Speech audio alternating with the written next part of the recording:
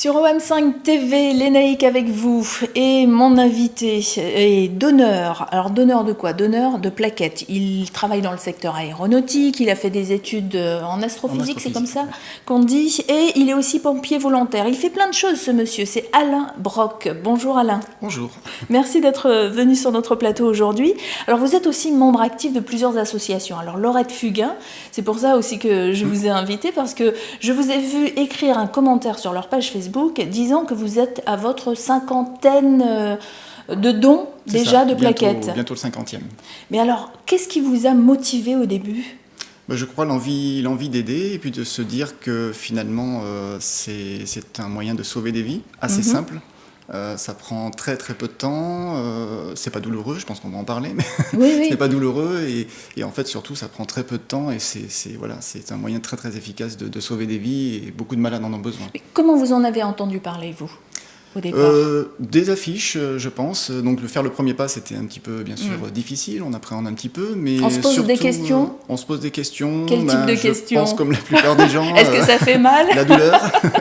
Oui. La douleur. Est-ce qu'il y a des risques ? Est-ce que j'ai le temps ? Et tout ça, voilà. Mais des questions qui sont très vite effacées dès le premier don ou les premiers dons, parce que dès le premier rendez-vous, en fait. Dès le premier rendez-vous. On ne donne pas au premier rendez-vous, hein. Il y a des choses qui se passent avant le don. Généralement, pour des dons de plaquettes, par la suite, on donne son sang pour un premier rendez-vous, ce qui permet en même temps d'avoir une numération des plaquettes aussi, quand on veut donner les plaquettes. Et puis après, tout dépend l'endroit où on donne. Il y a des sites mobiles, où là, on donne principalement son sang. Et ensuite, les sites de l'établissement français du sang, où là, on peut donner plasma et plaquettes. Alors, quand on donne plasma et plaquettes, est-ce que c'est différent d'une prise de sang habituelle ou d'un don de sang ? En fait, c'est absolument identique à un don de sang. Alors, prise de sang, c'est la quantité de sang, oui, c'est la quantité de sang qui va varier, qui est prélevée, qui va varier, et puis la taille de l'aiguille.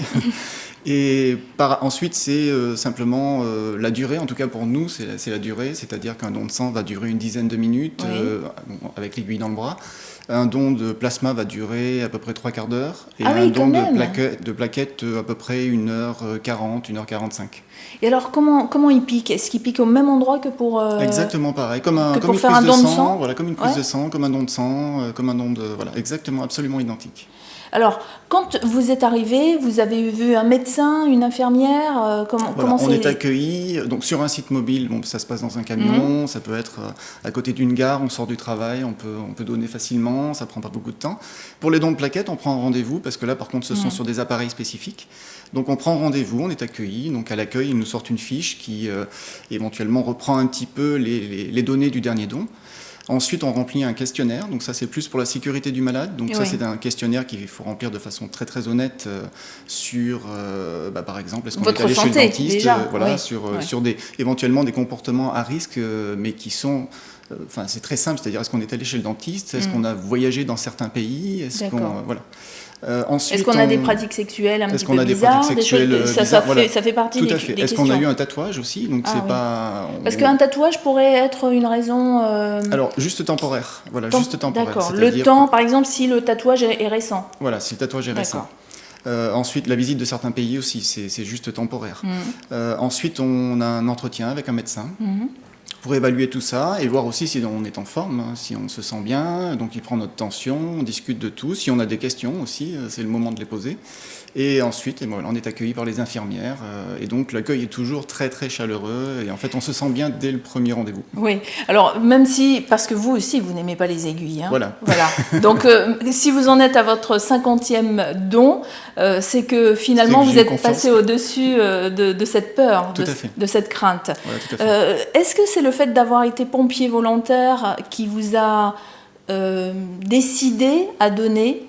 Je crois que ça a toujours été, on va dire dans ma culture, la culture familiale déjà. Mon père, ma mère aidaient beaucoup aussi, étaient actifs dans des associations sportives ou autres. Et je pense que naturellement ça s'est transmis. Et puis donc c'est un moyen très très simple d'aider, comme je disais au début, et de sauver une vie. Donc en fait on fait le pas très très facilement après. Et quand on fait un don de plaquettes, est-ce qu'on pense aussi au don d'organes ?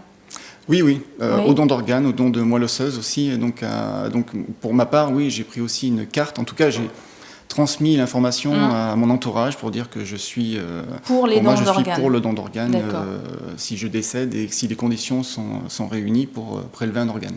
Alors quand vous faites cette démarche, vous prévenez votre famille, votre épouse, vos parents, vos frères et sœurs si vous en avez, vos amis aussi.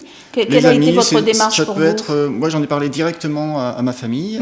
J'ai aussi une carte, donc parce qu'on ne sait jamais, ça peut être sur moi, voilà, ça peut être pendant un accident, on cherche et finalement on a la carte et donc ça donne déjà une bonne indication.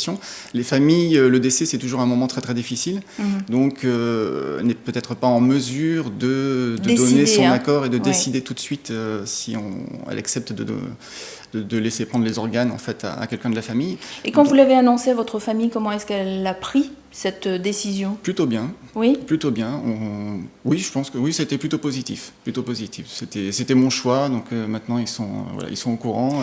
Oui. Donc donner le sang, donner ses plaquettes, donner la moelle aussi, parce qu'il y a dans les dons de vie comme ça, comme on les appelle, il y a plein de types de dons. Hein. Voilà. Vous avez fait le don de sang, le don des plaquettes. Sang, voilà.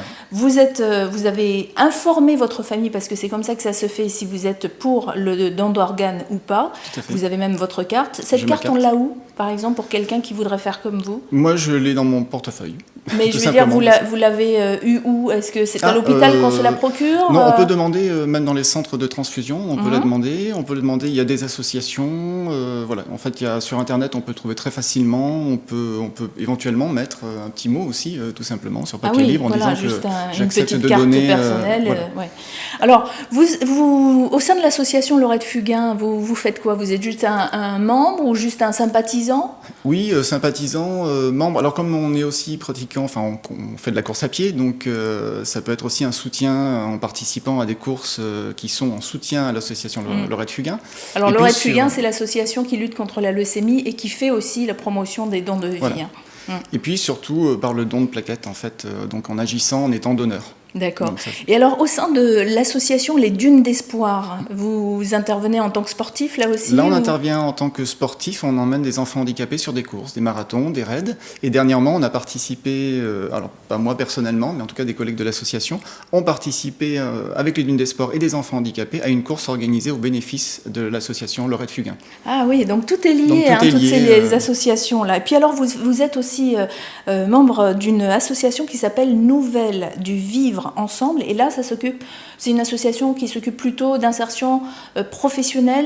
Non, c'est plutôt c'est pour promouvoir le vivre ensemble, parce qu'en fait c'est, je pense, au contact de personnes handicapées, entre les valides et les handicapés, qu'on peut apprendre beaucoup. Il y a un partage, donc sont organisées chaque année les Olympiades du vivre ensemble à Versailles, et dans ce cadre-là, les valides et les handicapés pratiquent des activités, des ateliers sportifs ensemble, dans la joie, la bonne humeur, et c'est un moment de partage, et on voit qu'il y a énormément d'échanges. On en oublie le handicap et certaines appréhensions de personnes par rapport au handicap. Le handicap fait peur à ceux qui ne sont pas handicapés. Tout à fait. Donc là, on fait le pas, il y a énormément d'échanges et finalement le handicap s'efface et il y a énormément de partage. Alors j'inviterai ces associations pour parler un petit peu de leurs objectifs et de leurs actions.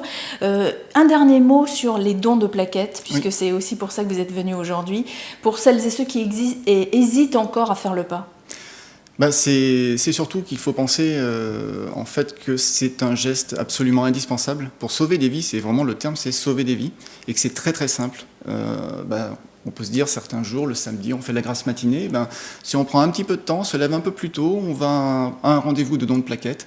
Ça prend peut-être 2 heures et on a fait un geste qui a sauvé une vie et qui est ni douloureux. On a un accueil très chaleureux. Et finalement, on ressort, une vie est sauvée. Parce qu'en fait, il faut savoir surtout, c'est que les plaquettes ne se gardent que 5 jours.